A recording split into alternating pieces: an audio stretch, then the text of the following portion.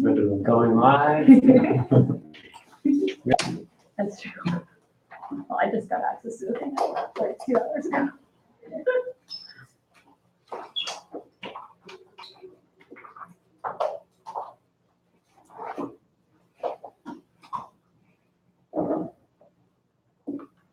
I think this is everyone.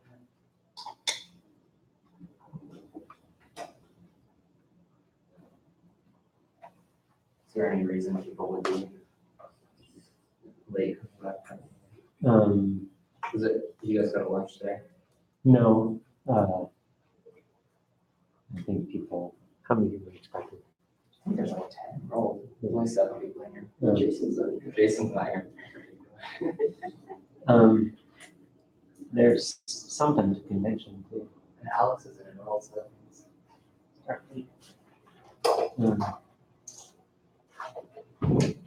Where's the man?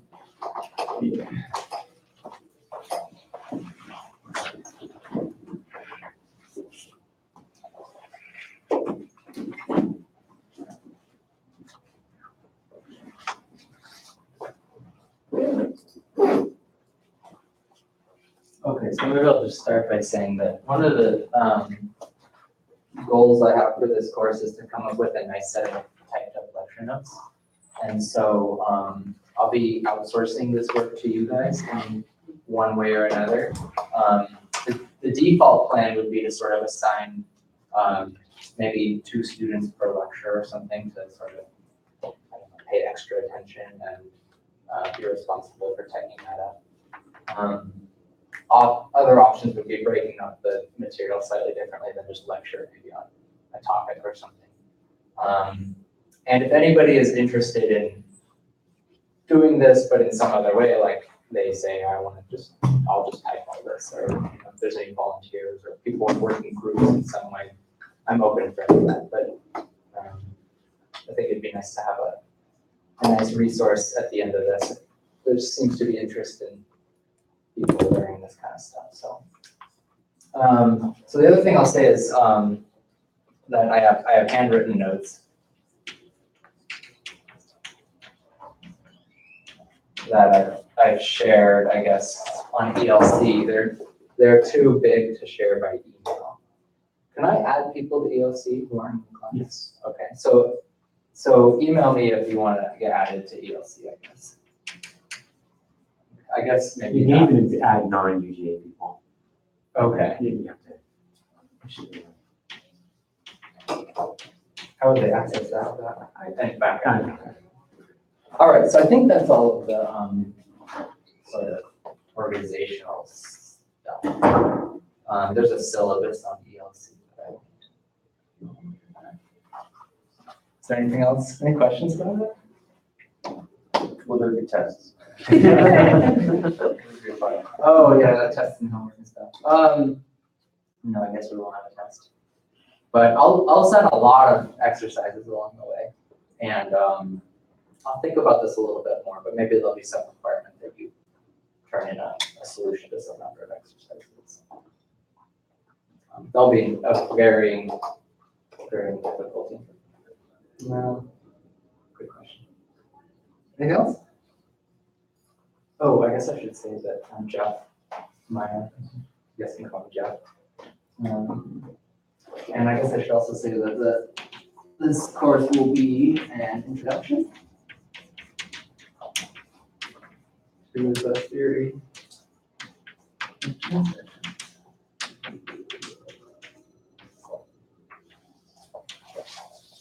And I will now hand the chalk over to Dave. Done. And so I made a little schematic of how I sort of expect this to go, or at least how it's organized in my head. So there's a couple of things going on here. So the first sort of object that we're going to be interested in studying is knots and links in 3 manifolds, but especially in the 3 sphere, so just knot theory. And with respect to these objects, there would be sort of two pertinent structures. Maybe the first thing that's sort of central here is the notion of a bridge splitting. And then maybe the same thing, which is not quite as central to this course, but I think we will make use of it at some point, would be the notion of a braid. So both of these are ways of putting some sort of rigidity onto knots and links and studying them based on that. Yeah, so I guess the other thing I should say is, I don't know what your note-taking habits are or whatever, but you are welcome to sort of print off the handwritten notes and annotate them or do whatever, or not write something down in favor of paying attention, whatever works for you guys. Okay, so then the next sort of category here is free manifolds. And here we have sort of similar ways of thinking about three manifolds. The first is using what are called Haggard splittings. This is a way of splitting a three manifold into two nice pieces that we can understand it then by. And then the second would be using Dane surgery. Sorry. I think I want to say surgery diagrams. Oh no, I wanted to say something completely different. Both decompositions is what I want to say. Okay. So both of these are ways of putting a little bit extra structure on a three manifold to make them a little easier to understand. Okay. And these two things are closely tied together, as we'll see. There's two main ways that I'm going to be interested in going between these. The first, I already accidentally said, is Dane surgery. So one way to study three manifolds is to think about knots and links in three space, to cut out neighborhoods of the knots and links and glue them in differently. And one can produce all three manifolds this way and study them pretty efficiently. And the other connection between these two objects is that of branched covers. Branched covers, I hope, will feature fairly prominently in this class, mainly because they respect these structures quite nicely. So the branched cover of a bridge splitting will be a Haggard splitting. And in fact, the branched cover of a braid is also an open book decomposition. So that worked out extremely nice. Okay. So this is sort of the three-dimensional side of things. Over here we have the four-dimensional side of things. So we have things we want to study over here are knotted surfaces. Okay, so just like curves can be knotted in three-dimensional spaces, surfaces, two-dimensional manifolds, can be knotted in four-dimensional spaces. And so over here, the corresponding structure that we're going to be interested in is that of a bridge trisection. And then to a lesser extent, although in a related way, banded link diagrams. So banded link diagram is really just a fancy way of saying study knotted surfaces using Morse functions. And then similarly, we're going to have our last category down here, which is four manifolds.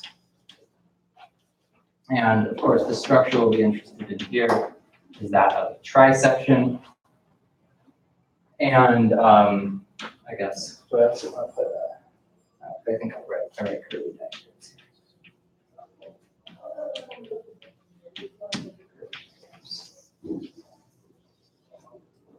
So Kirby diagrams are basically just studying Morse functions on four manifolds, just like banded link diagrams, just sort of Morse functions on surfaces in those four manifolds. And bridge trisections and trisections are the analogs of bridge splittings and Haggard splittings of one dimension. And we have the same arrows here. We have branched covers again. And here we don't have Dane surgery, but we have various surgery operations that will probably come into play at some point. And then there are ways to go sort of from left to right that I'll just highlight. So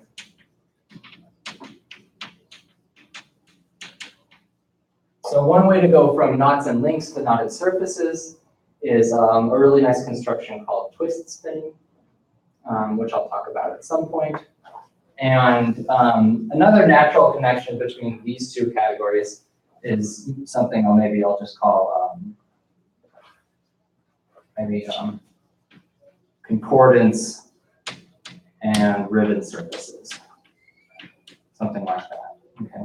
So this is the idea that if I have a knot in a 3-manifold, so maybe I have a schematic here. If I have some 3-manifold and I have some knot in the 3-manifold, right, and if that 3-manifold I can think of as the boundary of a 4-manifold, and I can often think of this knot as the boundary of some sort of surface inside that 4-manifold. So this is sort of the notion of knot concordance, or of a ribbon surface is bounding it on, things like that. And then just to sort of complete this diagram, there's a notion of spinning, which is a fairly elegant way of changing a 3-manifold into a 4-manifold. And then the last thing I'll say here is sort of the study of cobordism and fillings of various sorts. So a lot of people in 4-manifold theory are interested in filling 3-manifolds with 4-manifolds. Okay, so the first exercise is to show that this diagram commutes.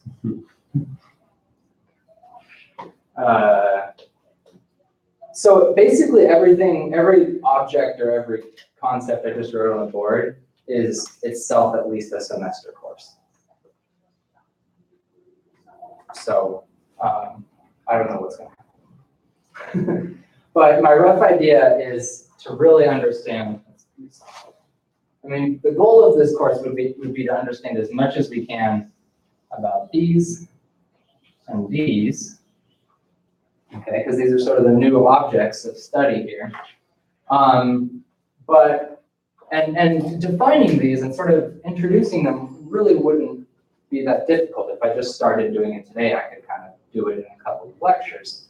But they depend so heavily on sort of all the classical machinery that I think it's worthwhile spending some time developing the classical machinery fairly well.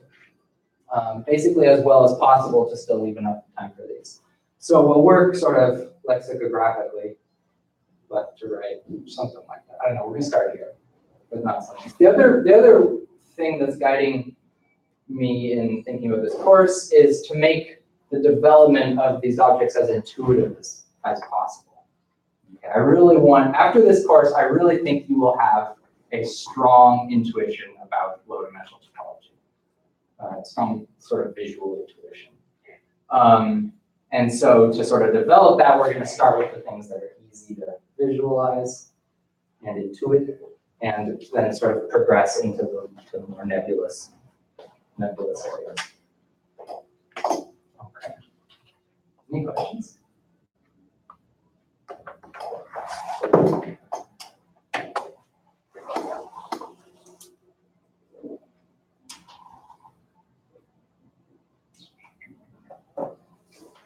No questions? Nothing? All right. My pre-calculus students already asked more questions. Okay, so part 1.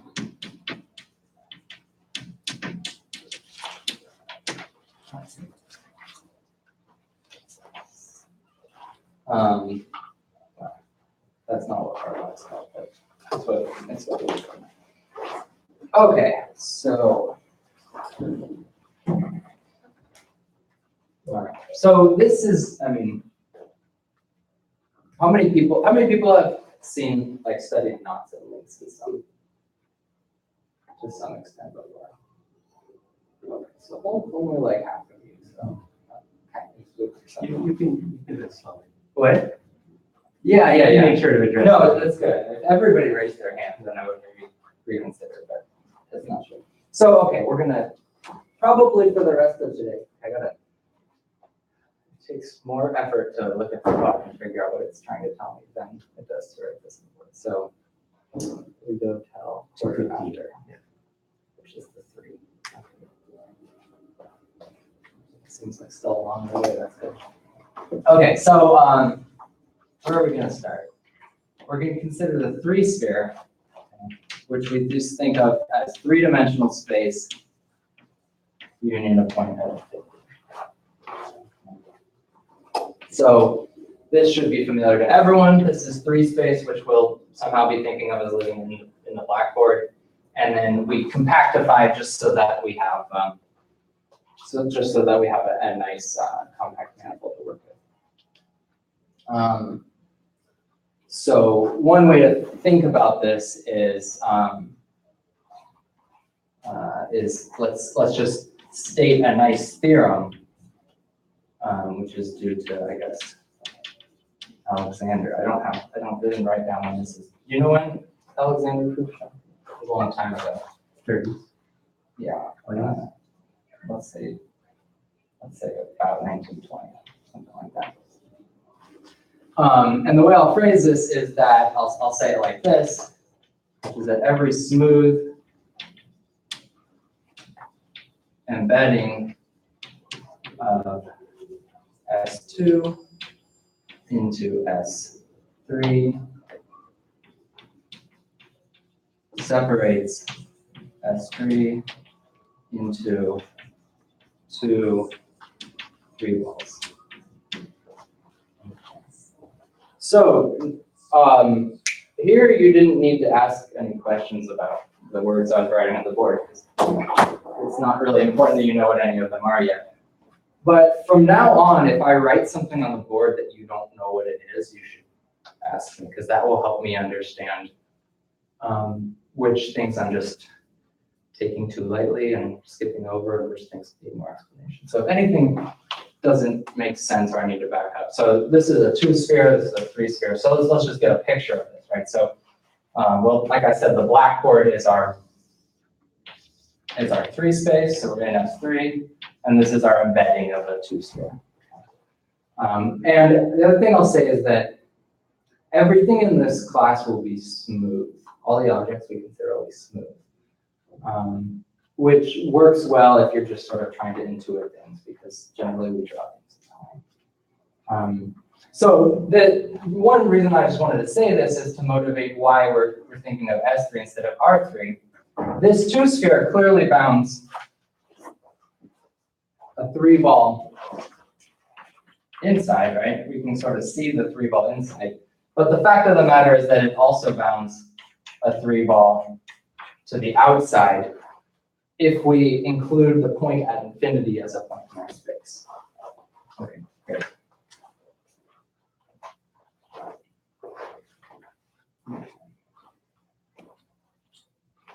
So let's just keep motoring ahead. A link is an embedding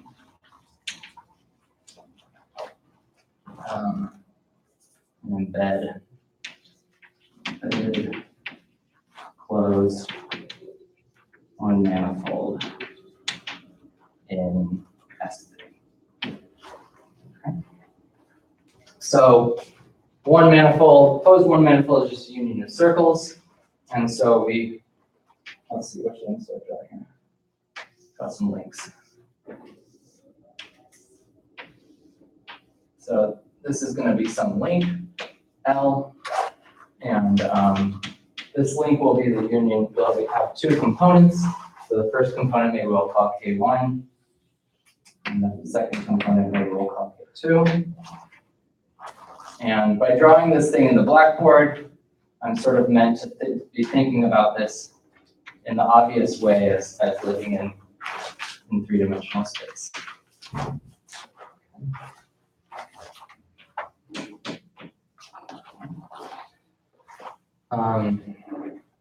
And then a connected link.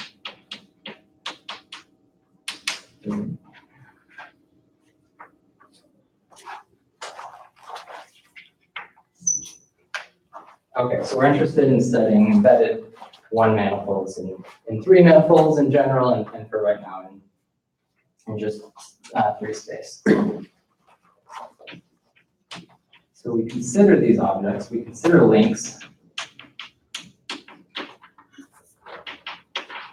up to something called ambient isotopy.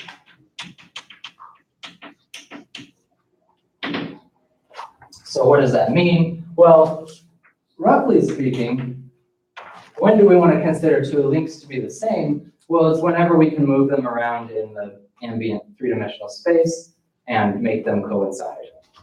Okay, so we can write this a little bit more formally. We write L equals family of diffeomorphisms look like f sub t from S3 to S3, where t is in the unit interval.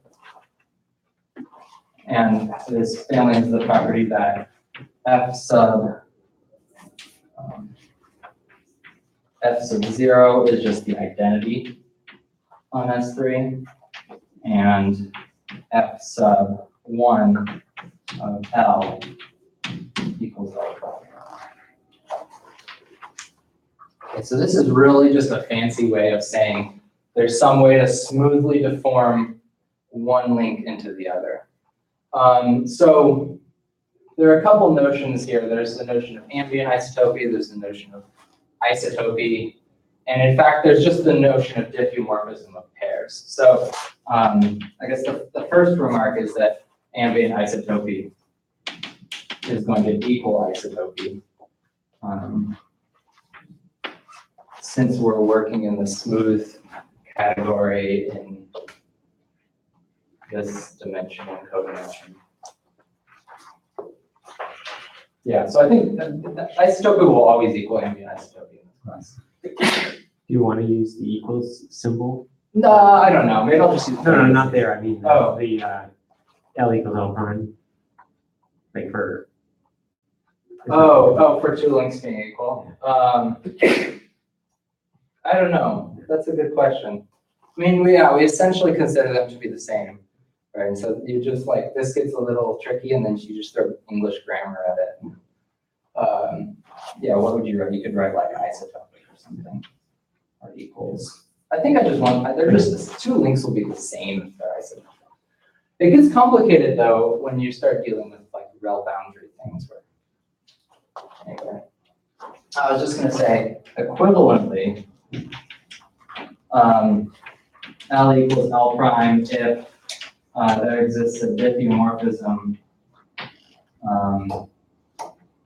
of pairs. So if there's a diffeomorphism F from the pair S3L to the pair S3L prime.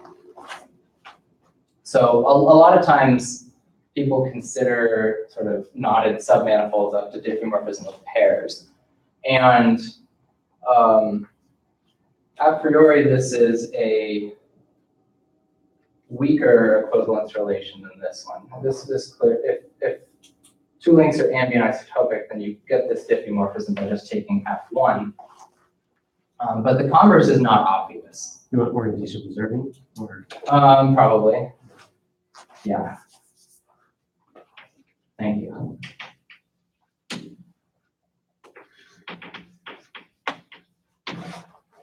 Orientation preserving diffeomorphism. Yeah, it's not obvious that if I just have an orientation preserving diffeomorphism of pairs that the submanifolds are ambient isotopic. And I guess that's not true for other ambient manifolds. But it is true for S3. I guess this is because the mapping class of S3 is connected, or the mapping class group of S3 is connected. The group of orientation preserving diffeomorphisms of S3 is connected. Something like that. Okay.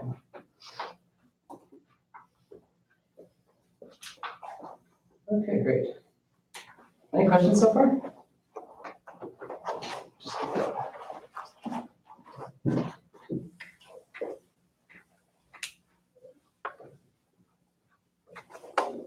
Yeah, by the way, the syllabus that I posted on ELC has lots of information about office hours and stuff like that. The general upshot being that I'm pretty widely available. I would love to have you come visit me to talk about this stuff if you're interested. Okay, a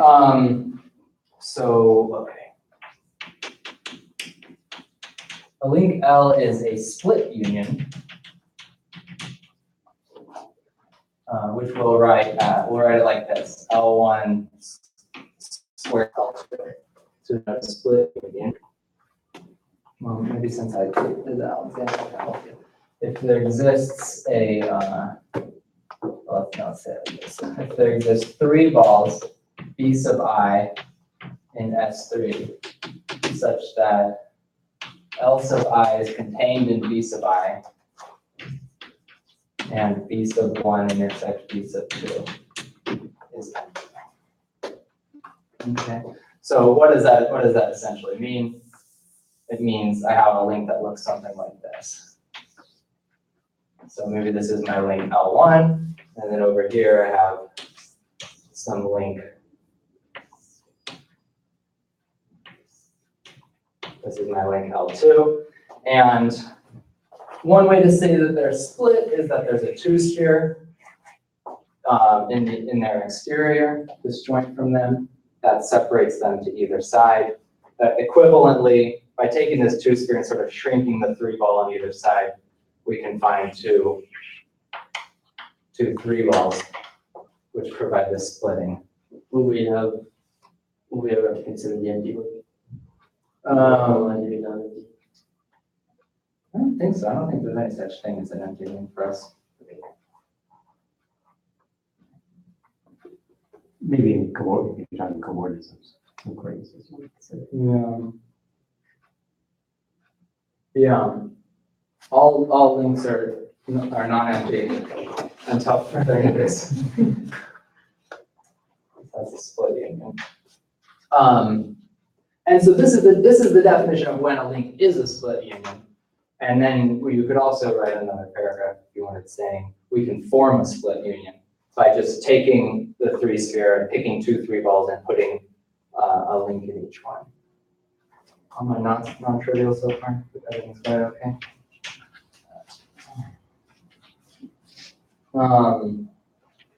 Okay, great. So given a link L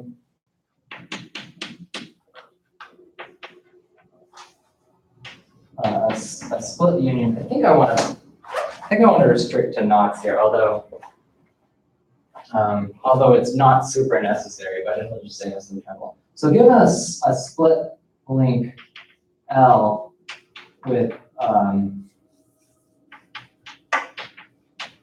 components that are knots.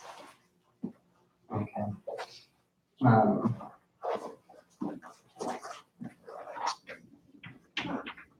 We form the connected sum,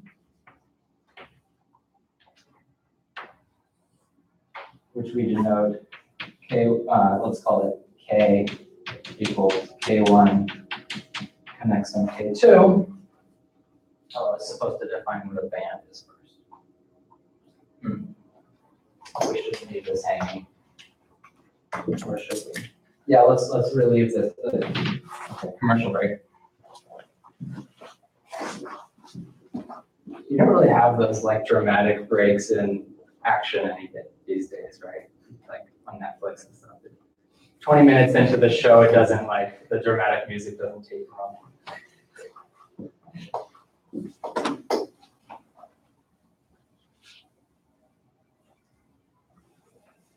Okay, good time for questions?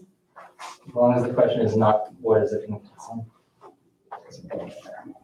Or what is a band? Anything else?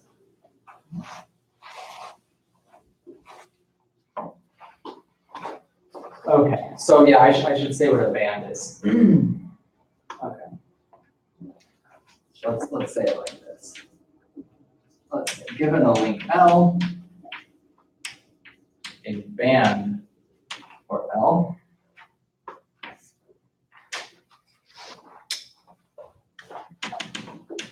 is an embedded copy, let's call it B, of the unit square in S3. So we embed this unit square in S3 such that it may change back and forth a couple of times. Okay. So let's look at a picture of this. Well, this can work for a knot or a link. Over there, we'll use it between two links, but let's draw a nice example here. I can do it on the fly. I'm just going to orient this thing just for my sanity. I wasn't planning on saying anything about orientations of knots. So you can orient knots and links by just basically drawing arrows on them. That's the technical definition. And there's also something called a mirror, which is like taking an orientation reversing diffeomorphism of S3 and considering the image of the link. And that boils down to just changing all the crossings. Wasn't planning on saying too much about that. So maybe I won't. Now where should I put the band? Maybe right here. Oh, this is not, let's make a loop on this.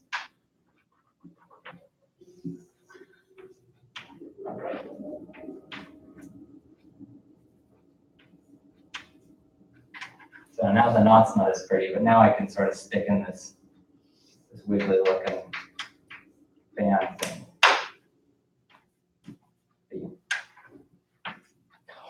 See, it's just an embedded square with opposite sides on our link. You didn't have to flip that over. You could have done it the other way. It's just that. That's right, it would have yeah. been, right, It wouldn't have, incompatible with the orientation somehow. would have been incompatible with something in my head. Yeah. This is a nice ribboning of stevedores now. But you're right, you're right. Maybe it's actually a little misleading to have it. Maybe I'll draw another example just to fix that problem.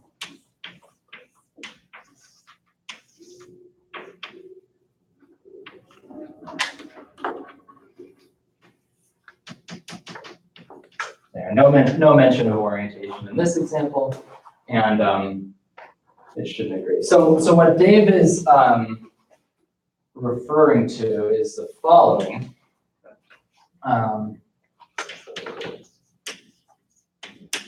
The resolution L sub B of this band B is the link. So we get a new link, and what we do is I'm going to give myself my room here. We take our old link, we subtract off the band. So we subtract out the portion of the band, let's say, that's on the link. So these two segments.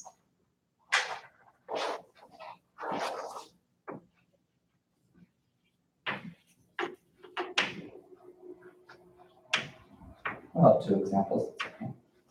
These two segments here, we subtract those out. So that's like cutting the link open. Maybe we'll get a picture here.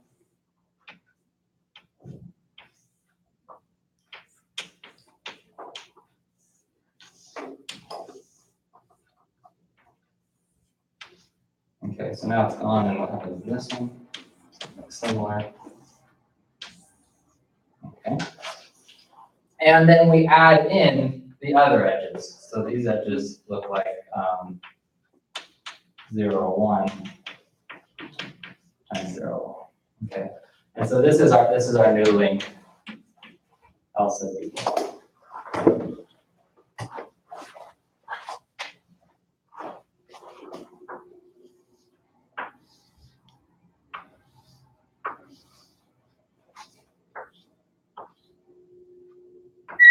Oops. So this would be, I guess I would denote this by K sub B. I would denote this by L sub B.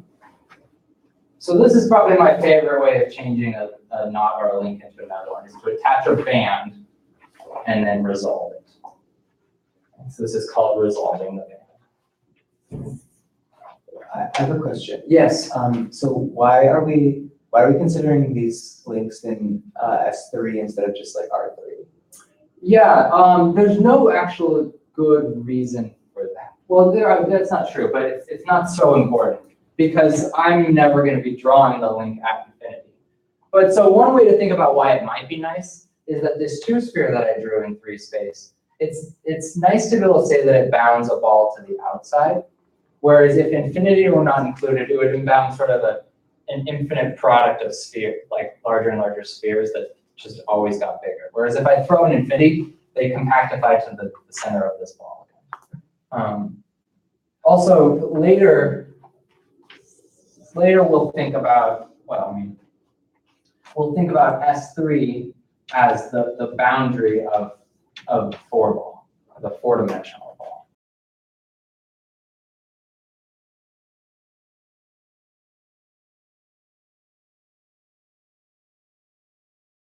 Like upper half 4 space or something.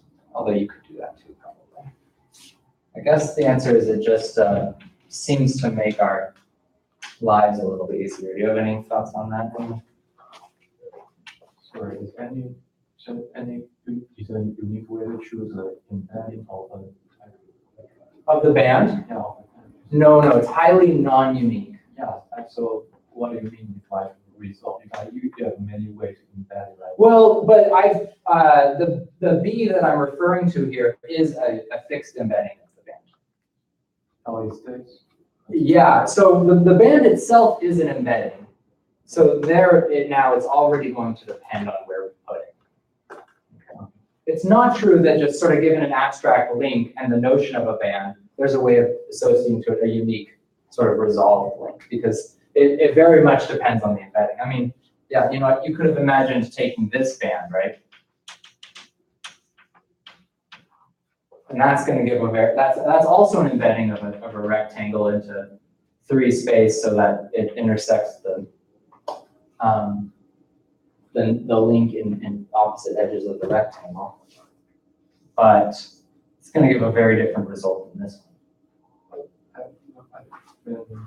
I mean that if you like, you choose like to fix part of the link, and there is still a lot of way to. That's also true. Yeah, so notice I didn't just define the band in terms of the red arcs of its endpoints. It actually depends. So you're right. I could even have tied this band in some sort of knot as I attached it, right? Yeah. So okay, maybe one thing I can say to your point, and maybe I won't write this down, but I'll say it, is that the band is determined by a choice of points on the knot and also an arc in the exterior of the knot connecting this point. This is sometimes called the core of the band. So maybe I will write that. Framing? And a framing, yeah, thanks. So I don't really want to get into the details of that right now. Sorry, but what I said was not quite right. Yeah, so we need to pick 2 points on your link, pick an arc connecting them in the exterior of your link, and also pick sort of like a framing. But by the time you've done all of that, you've just picked a rectangle. Does that make sense? Okay, that's a good question.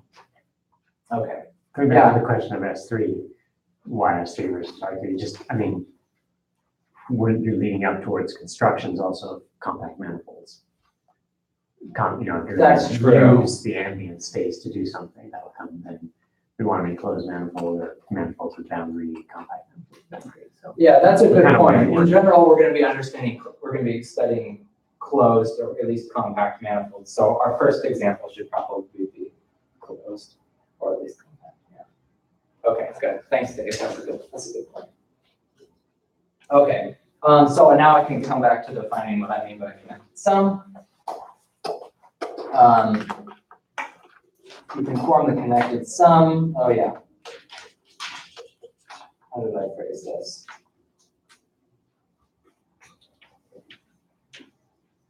By resolving a band B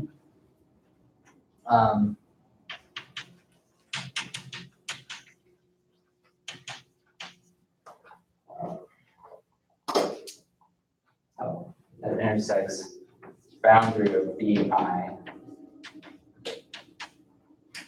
Exactly. So I think this makes sense. By resolving a band B that intersects boundary BI exactly once. So let's see if this makes sense. So if I take some knots, this, remember boundary BI was sort of, we're starting with a split guy, so we can pick, either one of these balls that's boundaries, this nice splitting two-sphere, I guess you call it splitting two-sphere or a reducing two-sphere. And what I want to take is a band. I guess I should say that the band, I don't know, that might be included in here. Anyway, I think this is good. The band we want to take is any band that hits this sphere once. And by hitting it once, I mean sort of hits it once in an arc, a cohort of the band. Okay, so I think maybe here's an exercise. Something to think about, our first exercise.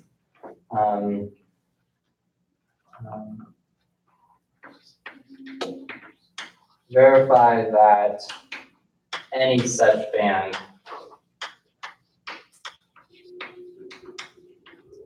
gives the same result.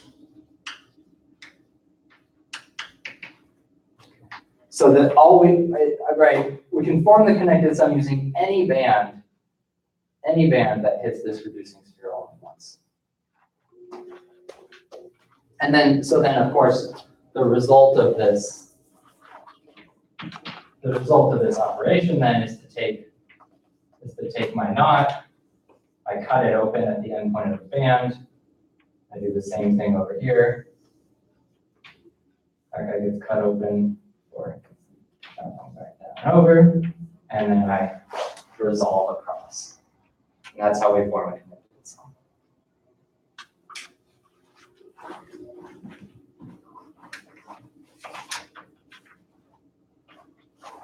Okay. So coming back over, any questions about that?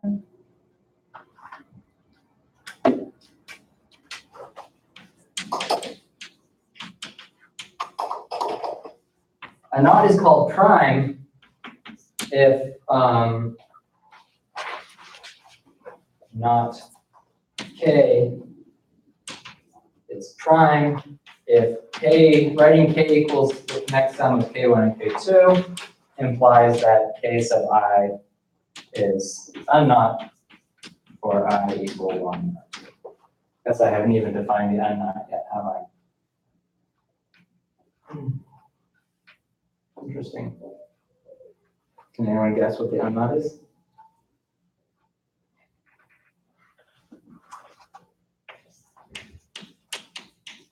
The unknot is just well, there's a proof by drawing, but it also has the nice characterization that a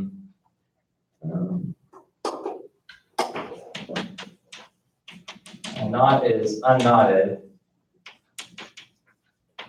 if there exists an embedded disk in S3 with the boundary of the disk equal to K.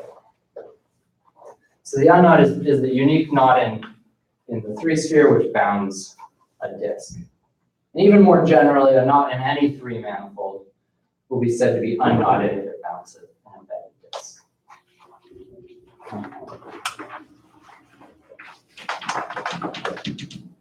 If K is not prime, it is composite. Okay. Non-prime knots are called composite. Connected sums, non-trivial connected sums. The definition of prime is Is it okay? no. One of them should be K, and the other one. Oh, yeah, sorry, there should be an or here. This comma means or. Okay. Thank you, good point. What, it's prime if, whenever you form it as a connected sum, one of them is unknotted, that's right. Yeah. Ki is the unknot for one of them. Good point. Thank you. The comma was over. Okay, So let's write a theorem now. Let us know kind of how things are going. Wait, sorry, is zero not prime? I guess so. Only. Oh, No. inclusive OR. The comma was an inclusive OR. Right? Well, and also if I were being a little bit more thorough, I would write what Jason said, which is that one of them is the unknown and the other one is K, which I guess follows, but probably follows. Okay, so are we good? So we have our first decomposition theorem. This class is all about decomposing stuff into pieces. So our first decomposition theorem says every knot K can be decomposed as K equals K1 connects on K2 connects on Kn, comma, and this decomposition is unique up to re-indexing.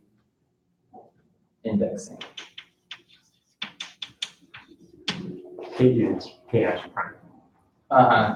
Yeah. Yeah, if you allow the unknown to be prime, you have the same problem you have with numbers and the unique Here? factorization theorem. Yeah, because you can have any arbitrary number of unknown. Just like one shouldn't be a prime. Yeah, you're right. Unknown is not prime.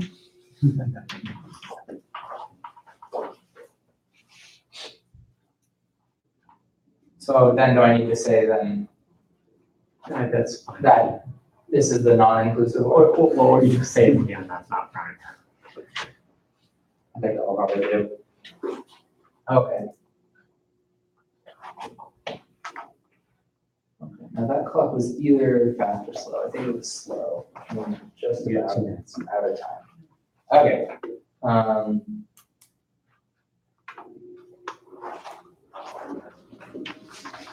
So the rest of what I wanted to say about knots was to give a bunch of examples of knots that will give us something to work with. The first example was the unknot Q, which is apparently not prime. The second example is the unlinked, which I'll write U sub n, which is the split union of n copies of the unknot. So this is the n component unlinked. That's a nice link. And so I'm wondering if there's anything I can say in the last 2 minutes that will be useful.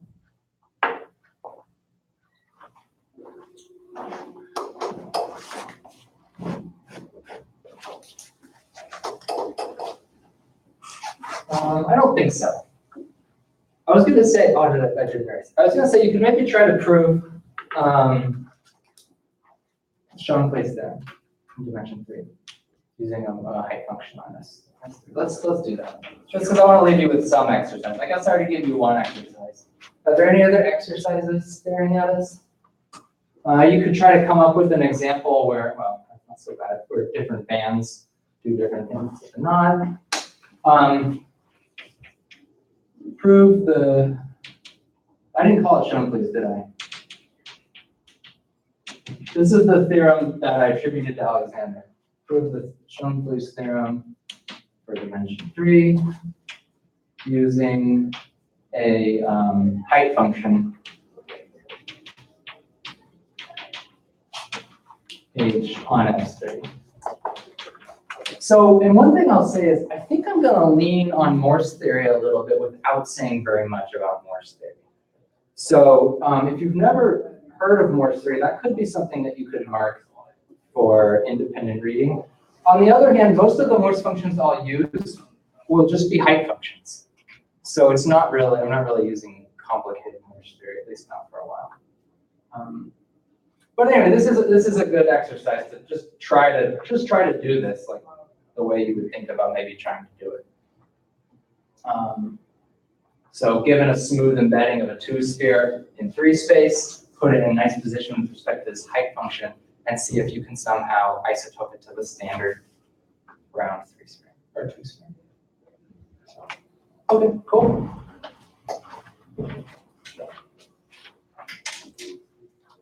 Any questions? So wait, is the Jones-Lees theorem the same as Alexander's theorem? Or why do they have 2 different names? Yeah. Well, what is it called? Is it called Alexander's theorem? Lots of things you call that. Lots of things are called Alexander's theorem. I don't know why it's called Schoenflies. Maybe conjecture. The Schoenflies conjecture is about that, right? So the question of is every embedding of S3 and S4 standard? Right? In other words, does every embedding of S3 into S4 bound a 4-ball to either side? This is open. This is the Schoenflies conjecture. All the other Schoenflies conjectures are settled.